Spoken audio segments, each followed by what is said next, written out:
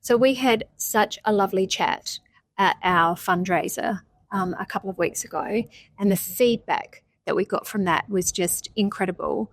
And I think even for some very knowledgeable people, they learned a lot during the session.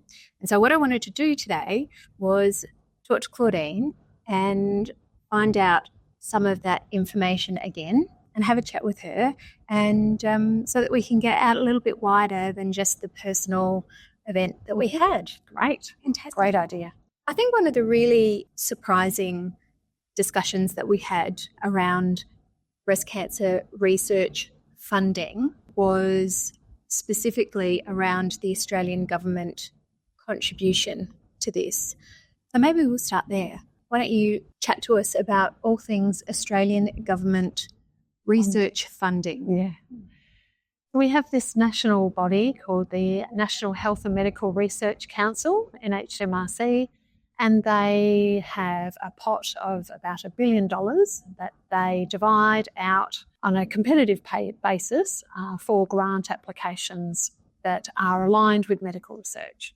So you can appreciate that that is for all types of medical research, and cancer is just one of those. And unfortunately, the pot hasn't grown in many years, a decade or more. 10 years. And the cost of goods has gone up significantly, and it is becoming almost untenable to fund medical research in Australia. Consequence of that is that not enough is being funded, not enough discoveries are being made, and not enough people or the workforce is being significantly depleted year after year, which doesn't put us in great stead for our health and well-being moving forward. No, it doesn't. And the work and research that's done is of a world-class standard. Yeah.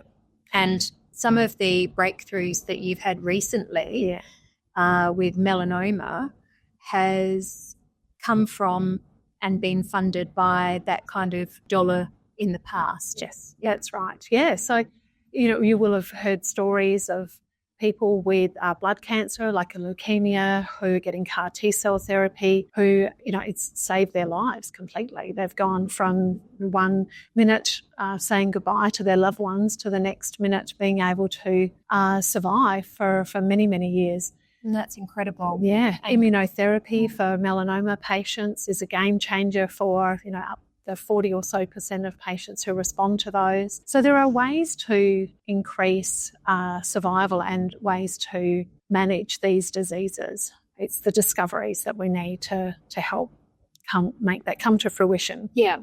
And it happens in places just like this. We're sitting in the lab right now. Yeah, so this is my lab. This is in the Centre for Cancer Biology. There are around 200 staff, about 10 or 11 or so different labs. Mine is one of those. We work very collaboratively, not only together within our centre, within the Greater Adelaide, but also nationally and internationally. Everything we learn, we share with everyone so that we're not wasting money, we're not doubling up on discoveries or time and reagents that are invested, and we're pushing those boundaries as quick as possible. So that's it. It's for a global cause. Yeah. Right. The boundaries of all of this goes further than just Adelaide or Australia, which is incredible. Yeah. And of course, you get shared findings from other research facilities overseas as well, so that sort of is swapped and comes back to us as well. Absolutely. But I think it's worth pointing out that to not have any increase in that $1 billion pot, which sounds like a lot of money, but when you start thinking about all the research that is going on within Australia, within whether it's cancer research, whether it's heart research, whether it's brain, whether it's, there's a lot. There's a lot of need, and there are a lot of scientists. Yeah. It goes from everything, from fertility through to aged care and dementia and everything in between, autoimmune diseases. That's a big bucket. Yep. Yeah. So for government funding to have not increased in 10 years, clearly that puts us desperately on a back foot. But is that like having that 10-year budget sort of decreased by 20%, 30%, 50%? I mean, like how many less research grants are being funded now, and how little is that dial moving compared to, because we have come a long way in the last 20 years or so in as you say, with medical findings. So 15 odd years ago there was a 20% success rate for the grants that were being submitted, and now we're at 10% or less. So for every 10 grants that go in, only one gets funded. So there's a lot of waste of time to not. And for the time that you're spending writing those grants, and just share with us, I think this is a really astounding fact and statistic that I had no idea about until we discussed it some time ago. But it takes you almost 8 months of your time is spent writing and collaborating on grants. And that 8 months is not spent in the lab. No, that's right. Yeah, so too much time is spent writing for grants. And that's because of the low success rate in part. And we're seeing the consequences of that are not only the loss in productivity and discoveries, but also loss in workforce. These are highly trained scientists that have not enough job security. Absolutely. And I mean, that's a completely different discussion altogether when you start talking and thinking about, like, how do these people get loans from banks to buy their homes without that sort of job security? And that, that clearly is a really significant part of a decision, I guess, as to whether these highly intelligent and motivated people would want to stay in the science and medical research area, or whether they want to go somewhere where they are more adequately remunerated and have more security so that they can actually get on with their lives as well. I mean, we love what we do. We wouldn't be here otherwise. But on average, we work 60-hour weeks. To have a 10% success rate or return on the work that you do is, it's hard to... It most definitely is sustainable. No, it's not at all. And we've just had some people join us in the lab. So if it gets a little bit noisy in here, that's because there are actually people doing something, which is great. Okay, so I had no idea about that, and I know that pretty much everybody in the room had no idea that we had literally gone backwards in the last 10 years as opposed to going forward. And other countries like the US and Europe, they're doubling their funding. And they were already, 2 or 3 or 10 times ahead of what we had. And now they're doubling that. So we're just getting further and further behind. And it just seems counterintuitive, doesn't it? Because if we don't pick it up and we don't find those cures to start off with, what are we then having to face further down the line with Medicare costs when it comes to, a debilitated community that is sicker, unable to work? We've got so many what I'd call compounding costs of not investing in this research. So while treatments might not be cheap, they can often have a person return to work a lot quicker. So there's so many benefits to that, health and well-being for the person and their family, the carers, but also the workforce. So, there's a real need to have those treatments improved so that we're not just relying on the cytotoxic chemotherapies when we're talking about cancer. The better tests to see what type of cancer is best treated with what type of treatment. So, there are so many ways we can improve things. It's also about people being comfortable and confident that the treatment they get is going to be effective, and not just being absolutely floored by the idea of having to rely on chemotherapy where, not only does it make you sick and not enjoy life, but just the other aspects of it, losing your hair, losing taste.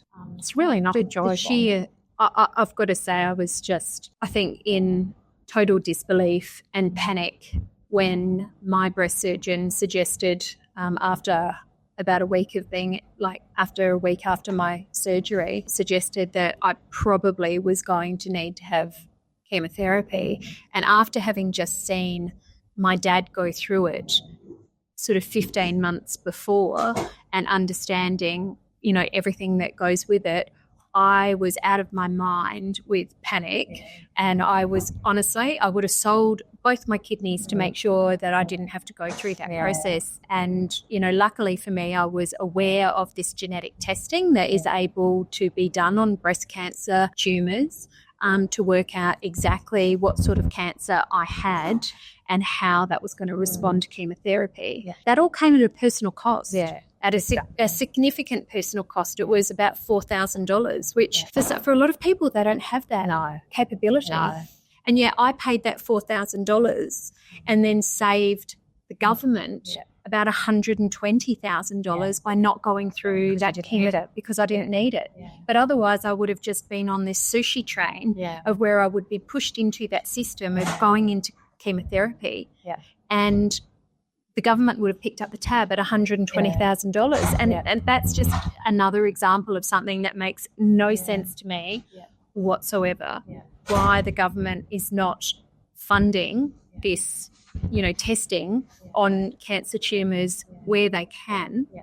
And is it only breast cancer that can have that genetic testing, or are there others? Lots of others. What other cancers can have this genetic testing? Yeah, they're bespoke for the different cancer types, but melanoma is another good example, and multiple myeloma. It can identify the different risk factors and also what treatments will and won't be helpful. Right, which, that's part of this new age of personal treatment plans, isn't it? Yeah. That we, as patients, get spoken to about. Yeah, and as a scientific community, we're committed to advancing those tests, those early detection tests, and also advancing more of the personalised medicine so that the chemotherapies can either be reduced in the dosing or left altogether for something that's going to work better.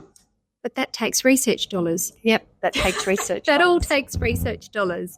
And this is some of the stuff that is not being done, I guess. So your grants, when you put your grants in, I know from having chatted to some of the what would you call them, the people that read through them? Yeah.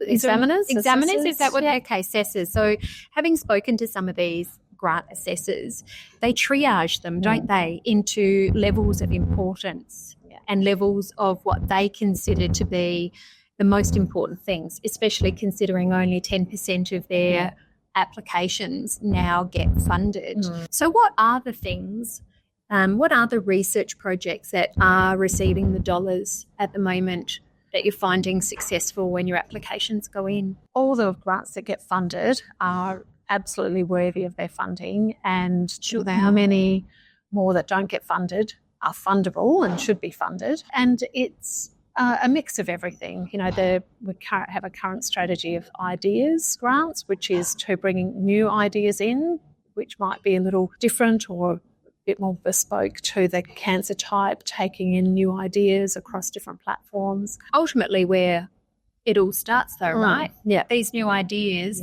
if we didn't have them, we wouldn't be advancing. Yeah. So we're certainly at a time where we're risk averse to trying new strategies and new ideas. So that's not helping. We need to push the boundaries a bit more and be a bit more supportive of new discoveries, so that we can try new things and definitely push those boundaries out. Yeah.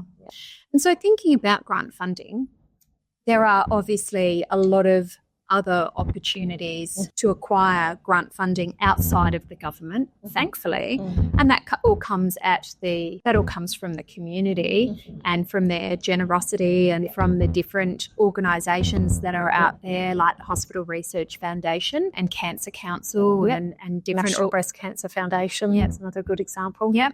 So we as a community are actually doing a lot to soak up the shortfall, I guess you could say, from the government, but that's not what we feel is going to be the way forward for us to keep at a world-class standard. For the research grants that you get, do most of them come from these private organisations or from the government, or is there a sort of a bit of a percentage? Depends where you sit, really. In South Australia, we are largely reliant on the government and then some smaller opportunities through the Hospital Research Foundation or Cancer Council. What we see make big shifts very quickly are when we see large benefactors come in and just make significant donations for large bodies of work to be done. When those larger donations come in, it takes the pressure off the research team to apply for funding, and then they can actually do their work instead of applying for funding. Yeah. And so if you're applying for funding 8 months of the year and then you have, say, 4 weeks off for your annual leave and Christmas, that makes 9 months of the year. So if my maths is correct, you have 3 months of the year where you can actually roll your sleeves up and get dirty with science and discoveries. Yeah. And that to me is, it's the wrong way round. Yeah, it's the wrong way round. You should be 3 months of the year or less applying for grants and 9 months rolling your sleeves up, right? Yep, doing the work. Yeah. Exactly. Yeah. Yep. Need to shift that balance. Definitely. Yeah. So Australian government, get a move on. Give us a hand. Yeah. Let's get some more dollars into the bucket. Okay, let's move on to something else. We've talked a lot about that, so we'll talk about something a little bit different. I think one of the other things that was really interesting, and I got feedback from, was that obviously I was there and I had my story and shared a little bit of it, and then we also had the gorgeous Ali Clark, who has had her recent journey, and her journey is very, very different to mine. I've had a number of way too many girlfriends and people that I know in their 40s recently in the last 12 months to 2 years who have been diagnosed, and I was 46. So we're seeing a lowering of that age, aren't we? Yep. Traditionally, we used to think that breast cancer was the, how old, 60, 70? Yes, it has certainly dropped. The median age has dropped. And what are some of the factors that you think has contributed to this in a generalised format? Yeah, so, as a society we've changed, and many of those factors then contribute to what we see as a incidence of breast cancer for women. I mean, there's no denying we live in a very privileged society. Definitely. Where, we're lucky enough to live older, but in many different parts of the world. But that in itself, though, doesn't really have much impact on why our age is declining for the incidence. No.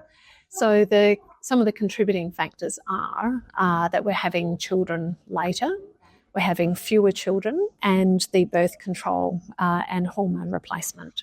So there are... and then, where there are different toxins that we're exposed to, different stresses. So there are lots of little elements that contribute to that. But there's really good evidence that over the last few generations, we've seen a significant shift in the age of women when they have children, and breastfeeding and the contraceptive provision. So those things are pushing the norms and they're changing hormones, and that's contributing significantly to. I know to greater influence. Breast surgeon, when I asked him, he said to me that it was very likely, whilst there was no absolute guarantee, it was very likely that my breast cancer, because I had the typical, ER, PR positive, it was most likely due to the length of time that I had spent on the pill, which was he considered to be quite significant. Yeah. So, I started at 21 and pretty much went through, off and on, but mostly on until I was 46, except for the years that I had my children. And possibly a few years in between, So it was, it was a good chunk of time. Yeah. It's probably 20, somewhere between 22 and 23 years, which I think is really concerning because we're still not having that conversation necessarily. Yeah. Certainly not a conversation I had when I was growing up. No. And I've got boys, so that's not a conversation I have with my daughters that I don't have. But it, there are so many different elements. So it's not just about, being on the pills for that long, but there are, there's obviously like thousands of different, genetics still comes into a small proportion of that. Right. We can't forget that. Right, yes. Well, I do have I do have cancer in my family, sadly, and it was something that I probably had come to terms with a long time ago, actually, and thought that it was always going to be in my journey. But I always thought that it would be when I was a lot older, and certainly not 46. Yeah. So that was a huge shock. Yeah. I digressed a little bit, but really what I wanted to sort of briefly kind of chat a little bit about was just the enormous amounts of differences that people can go through with their own journey. Yeah. And so whether it's breast cancer, whether it's brain cancer, whether it's pancreatic, bowel, whatever it is, no two cancers look identical, do they? No, they don't. And that's why some of our discoveries take a while to work through, because we don't just do one experiment and assume that represents the whole population. We're very deliberate to look at a number of different representatives of the population. Yeah, and something that we're also really acknowledging is that we are not all from the same background. So, correct. Yeah, if we think of, now we're seeing a lot of more international travel and a lot more, many people moving and living in different countries. So, their diet changes, their exposure to like sunlight changes or UV. So, we're seeing a lot of mixed ethnical backgrounds, which brings a whole new lot of different genetics together. So risk factors change. So, yeah, there's a lot going on. There's a lot to learn. Yes. Yeah, there's a lot to keep on top of. Yeah, which also requires more research dollars. Yeah, that's it, more research dollars. So the more we know, the more we know that we don't know, and the more that we need to know. Yeah. So that all takes money, because none of us get to live for free. No. Yeah. So one of the other things, just thinking about what we've just discussed, researchers are getting burnt out. They're getting tired and they're choosing occupations and careers that potentially have more stability in them. So the day that they might decide to leave, how long does it take to actually retrain somebody who has left? Because I think that is it's not just in this profession. We've obviously seen a lot of it over COVID, but every time we lose a researcher, we lose their IP, we lose their brain capacity of everything that they know. Yeah.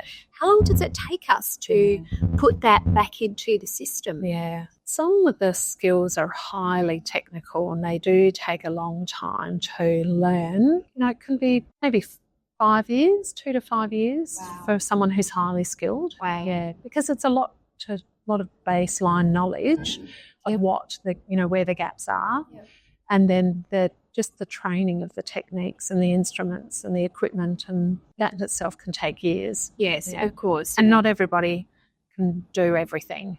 Right. Yeah. So it's not easy to replace. You don't want to lose them. No, that's for sure. Yeah. And is this instability that is caused by this grant funding, is that one of the major contributing factors? Oh, do you 100%. think? Yeah. All right. Okay. The number of students and staff that I've trained that have left, it's just heartbreaking. And I know they're great scientists. I know they've got a great future ahead of them. Yeah. But it's just too stressful. Yes. And there's just not enough security. Yeah. Well, they can't pay their rent, let alone get a mortgage. So that's just ridiculous. Heartbreaking. Yeah. And we deserve more. We like the as a community, we deserve more. Yeah. Than we could have more. Yeah. It's an easy answer. Yeah. More funding. Yeah. There we go. Again. Yeah. So one of the reasons that I decided to make Lashes of Change a philanthropic venture is for this exact reason, because it is so important that as a community, apparently the government is not going to be there to, step up. So it's going to have to be us. And as a consumer of your services and the research of decades gone by, I felt that it was a duty that I had to put back into the system for future generations. And who knows, maybe one day, I'll need, more treatment, and I will be a benefactor of that treatment. Yeah. I certainly know that my girls potentially, will be in that state, given that their mother has had breast cancer and their grandmother, paternal grandmother, she died of breast cancer. So did their paternal grandmother. So they've got it on both sides, and it's something that was so incredibly important to me, obviously, and to anybody that has this kind of history. So we even at the tender age of sort of 16, I sit down with the girls and we talk about that, need and necessity to keep artificial hormones low in your diet and with any prescriptive pills or whatever. So, we're doing whatever we can, but it doesn't take all the risk factors away. So I know that there's not a huge amount of commercial entities, and I think the answer is going to be obvious, but what do you think about getting, businesses that want to give back by doing it with purchasing, this concept of purchasing with purpose? For me, it was pretty simple, as a mascara user and, millions of women, every day go and purchase them. If you can purchase a product that you use every single day and repeatedly buy over time, if a portion of that comes your way or goes to a different research facility to something else, isn't that a no-brainer? Yeah. Just a small little bit on the top, and many more aspects of that can just make a huge difference. Yeah. It's, a dollar here, a dollar there, a couple of dollars here. Yeah. Things that has achieved already. If we look at the McGrath Foundation as an example, where they have a fundraiser or a couple of fundraising events each year, but we're certainly very familiar with the Pink Test cricket. Yes. You just bring in, which is coming up again very soon. Yeah, it would be. So get your McGrath seat. Yeah. We haven't had that already? No, it's Boxing Day, isn't it? Isn't it the other side of Christmas? Could be. Yeah. So, but, an extraordinary example of how you can make a significant difference when lots of people come together and put a small amount in. Yep. And it makes significant seismic shifts in what's being able to be achieved. Yeah, and so for the money that we give, I'm able to actually channel that via a bank account directly to Claudine and her teams. And it also means that she doesn't have to go through the due diligence process of asking, can I spend it on this and can I spend it on that, which a lot of these grant fundings, they have that requirement, don't they? They do. Yeah, they've already spent before you get them. They're allocated to certain things. And what we have been so grateful for with Lashes of Change is the opportunity to continue with the students that we have. So the money that we've received has been allocated to some of the PhD students that are so close to finishing. This support that I can give them lets them just finish what they're doing instead of going out to get another job just to finish off their studies. Yeah. That gives them the PhD that they need. That means that they can get a job quicker, which means they can make their discoveries quicker, which means that they can pay their taxes quicker. And it just takes the stress off of everyone. So I'm so thankful for our Lashes to be able to support the work that we do. And I can't thank everyone enough for everything that they do, especially Tanya and her team. We're very proud and privileged to be able to do it. But in time, as we grow as a business, we want to be giving significantly more money. And so we want to see it go into, research. Another amazing fundraising, team here in Adelaide is Adelaide. And with their dinner each year, they raise a significant amount of money. And a couple of years ago, were able to help you purchase a really big piece of equipment, weren't they? Yes. So we certainly have lots of equipment that we use that helps create our data and our discoveries, and so we're always needing to either renew our equipment or get new equipment. So that's been an amazing resource. Yeah, and it's something that a lot of scientists have the use of, that piece of equipment. Yeah, of course. Yeah, everything we do we share. Yeah, everything we get we share. Everything we learn we share. Yeah. So that's just a little bit about like where the money comes from and where it goes to and what it does. And haven't we seen enough of like big corporates just getting huge, making huge profits? It's unbelievable, you know. And why can't they share? Like, why can't they share some of that? Yeah, it's, you know. Yeah, anyway. I know. I think, you know, one of the big sort of vision items that I have is that, you know, imagine if we lived in a world where just a very small percentage of every single thing that we purchased had a, you know, philanthropic benefit to, and that would be for, you know, if I truly believe that if we did this as a global community, there would not be a lack of funding for anything. You know, everything would be funded and we would have the stability for the researchers to keep their jobs and to keep them enthused in what they're doing. You know, they would be entitled to live a life as we live, you know, with a mortgage and buying their house and have security. Which also causes, which also creates happiness, doesn't it? That fulfillment that we get in our careers. But that was just one, you know, rather large piece of, I guess, lifting the hood and having a look underneath and just seeing, you know, what the reality of the situation is for your team and for the likes of researchers all over Australia, because it's not just here, it's compounded, you know, in every research facility, which is why that they pretty much all of them constantly doing private fundraising and have associations with different businesses. And people. And we're so passionate about what we do and so passionate about making a difference, and happy to put the hours in, happy to do the hard slog and the work, and we're so grateful for anything and everything that you can do to support at every level.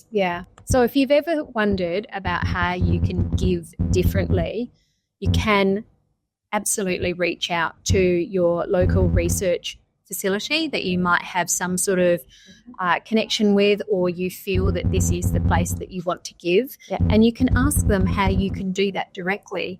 You don't necessarily have to go through a different organisation who you know might feel that some of the money is diluted potentially. That's right. So, you know, here in Adelaide, where we have the University of South Australia, which is where our centre is based, every dollar that goes into research goes to research. The overheads are kept somewhere else. So that's great. The Hospital Research Foundation does exactly the same. We have every right to know and to be assured that every dollar you give for research goes to research. And that was really important to me and to our family. And I think that, you know, potentially I do hear rumblings in the community where people are feeling a little bit skeptical about like how much they give actually gets to the end cause. And, you know, I think it's important that we are empowered to know that there are different ways of doing this, and you can actually, you know, don't let it stop you, because the generosity is what we need. It's super important, and you can always give to where you want it to go. You know, it might just take you an extra phone call. Exactly. Fantastic. Well, thank you, Claudine. We've been talking now for about 35 minutes. Wow, that went quickly. Thank you for all that you do. Thank you for your extra hours and dedication and years of motivated determination to keep going with this. Claudine is an award-winning researcher herself, as well as having an amazing team that she works with and has underneath her. So we all need to give Claudine a massive thank you, applause. And be here forever. Love what I do and want to stay here for a long time. Great. Well, we make a pretty good team. We do. All right. Bye.